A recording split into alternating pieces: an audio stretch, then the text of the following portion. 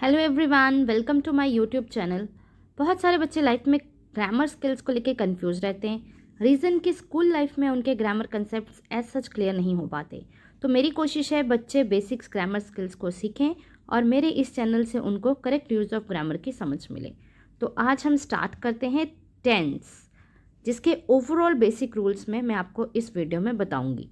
तो let's start tense the basic rules.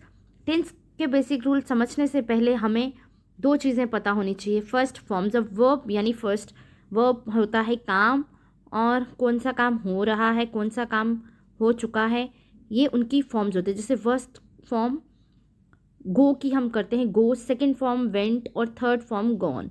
तो आपको फॉर्म्स ऑफ वर्ब समझने के लिए पहले आपको वर्ब पढ़ना पड़ेगा।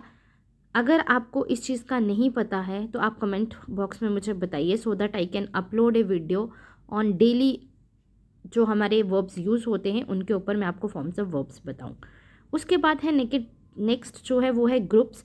अब ग्रुप्स क्या होता है, ये कंसेप्ट समझने के लिए आप मेरे पिछले यूट्यूब वीडियोज़ में से देख सकते हैं। वहाँ पे मैंने एक फर्स्ट वीडियो जो है वो अपलोड करी है बेसिक ग्रामर रूल्स को लेकर, और मैं डिस्क्रिप्शन बॉक्स में भी इसका लिंक जो है वो अपलोड कर दूँगी।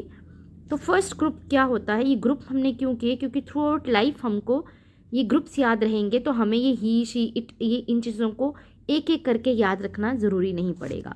तो फर्स्ट ग्रुप के मेंबर्स होते हैं, फर्स्ट है तो यानी वन, ग्रुप वन है, या फर्स्ट ग्रुप बोलो या ग्रुप वन बोलो। ग्रुप वन मतलब एक चीज़ के लिए, ही एक लड़का, शी एक लड़की, इट कोई भी एक बर्ड, एनिमल या non living thing. One noun यानी सिंगुलर नाउन, कोई भी एक पर्सन, कोई भी एक प्लेस, कोई भी एक चीज़। तो ये सब आते हैं फर्स्ट ग्रुप या ग्रुप वन में। सेकंड ग्रुप में आते हैं we, they, you, more than one noun यानी पर्सन, एक से ज़्यादा, more than one person, more than one place, more than one thing, यानी प्लूरल नाउन की ये बात कर रहा है।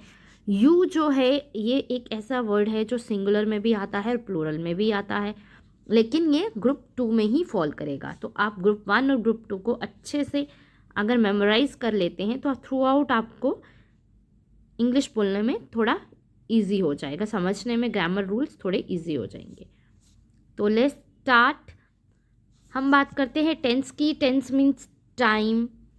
लेकिन उससे पहले मैं आपको कहना चाहूँगी कि अगर आपको मेरी इस वीडियो में कुछ भी यूज़फुल या नॉलेजेबल लगे तो प्लीज़ मेरे इस चैनल को सब्सक्राइब करके मुझे मोटिवेट कीजिए, सो दैट मैं आपके लिए टेंस की हर टाइप की डिटेल्ड वीडियो को बना सकूं और आप उन वीडियो को देखकर अपने टेंसेस के सारे डाउट्स क्लियर कर सकें।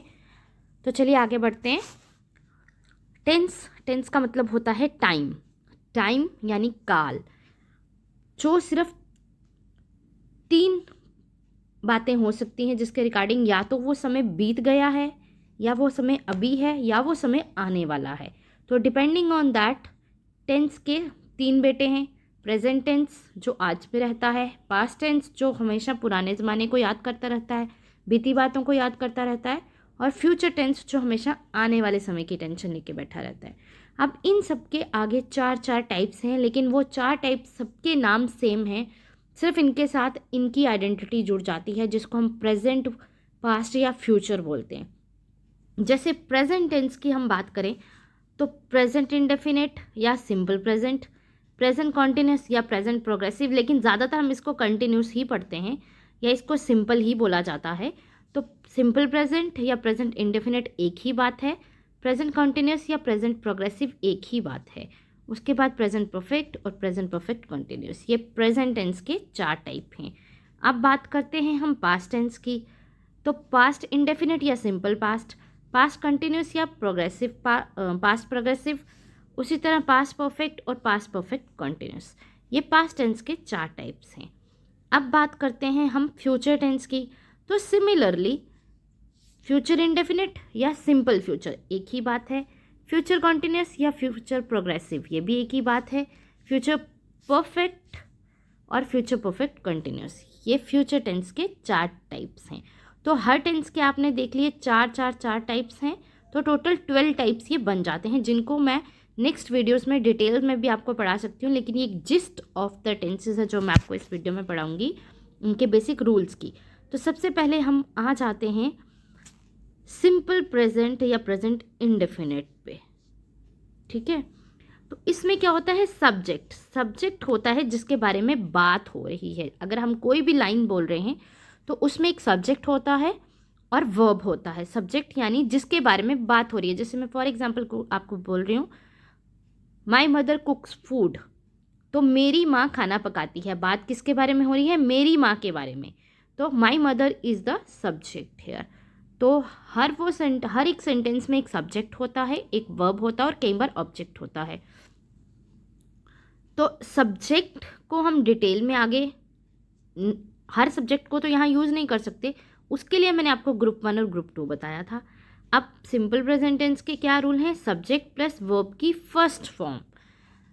अब अगर ग्रुप 1 है तो जो वर्ब की फर्स्ट फॉर्म लगती है उसके साथ SES भी लगता है। मान लो अगर ग्रुप 1 में हमने क्या मेंबर पढ़े थे, ही, शी, इट और सिंगुलर नाउन। मान लो अगर यहाँ पे शी है तो उसके साथ प्ले लिखा हुआ है। प्ले हमारा वर्ब है, कोई भी काम, वर्ब मीन्स काम, तो इसके साथ मैंने बोला S या ES लगेगा, तो साथ में S लगेगा, she plays.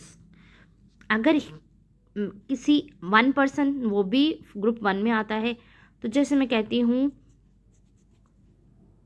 Sam go to school, तो ये गलत होगा क्योंकि ये सैम जो है दिस बिलोंग्स टू ग्रुप 1, और ग्रुप 1 के साथ मैंने अभी बताया कि S या ES लगता है वर्ब के साथ, और यहाँ पे वर्ब है, काम है गो, जाना, तो यहाँ पे हो जाएगा goes, Sam goes to school, ये राइट सेंटेंस होगा। उसी तरह आप ग्रुप 2 की अगर बात करें तो ग्रुप 2 में आते हैं आपके वी, दे, यू, और आई जो है, आई एक स्पेशल है, वो कभी ग्रुप 1 के रूल फॉलो करता है, कभी ग्रुप 2 के फॉलो करता है, इसलिए हम उसको एज स्पेशल प्रोनाउन पढ़ते हैं।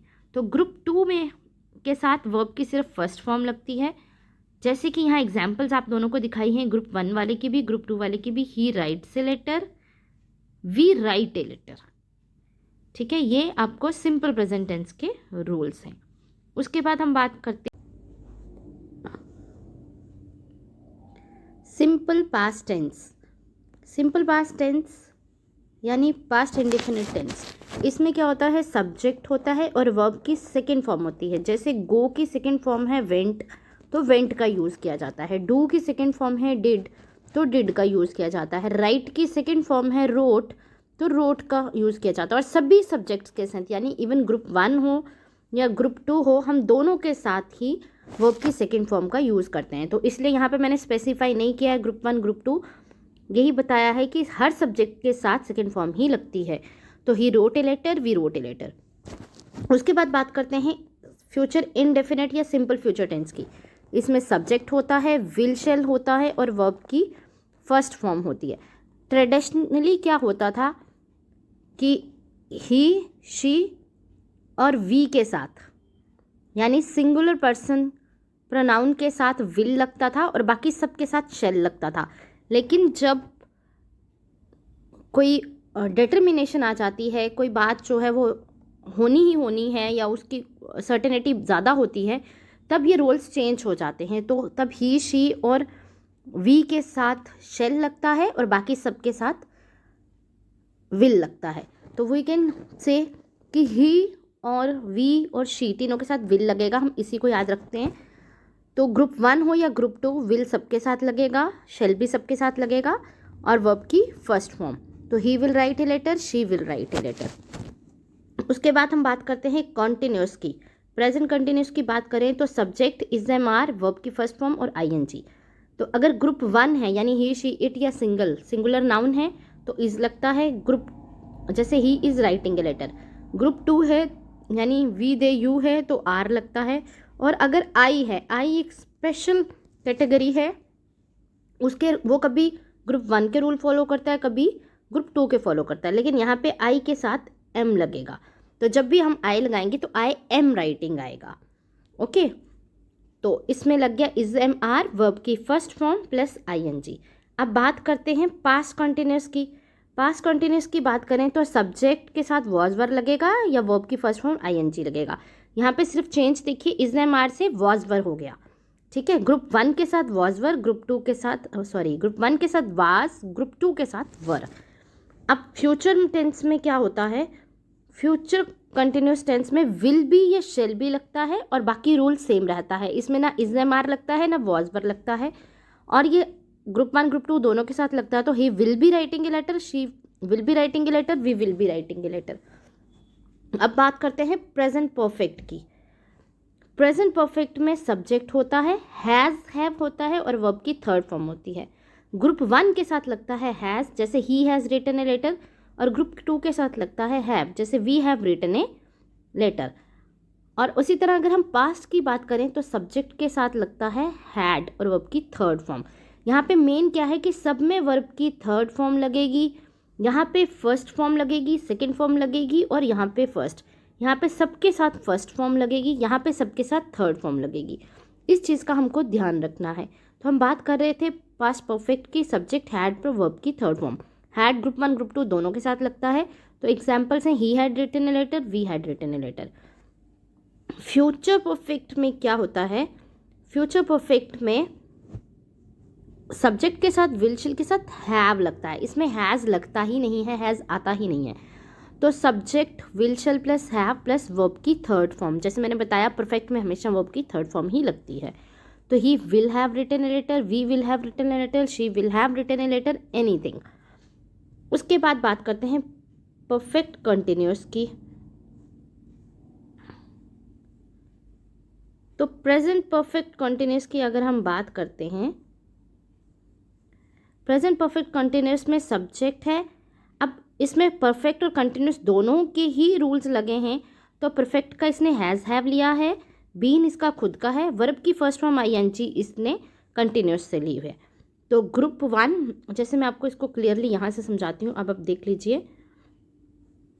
Subject plus has have plus been plus verb plus I N G. Group 1 के साथ हैज़ बीन, जैसे he has been writing letter.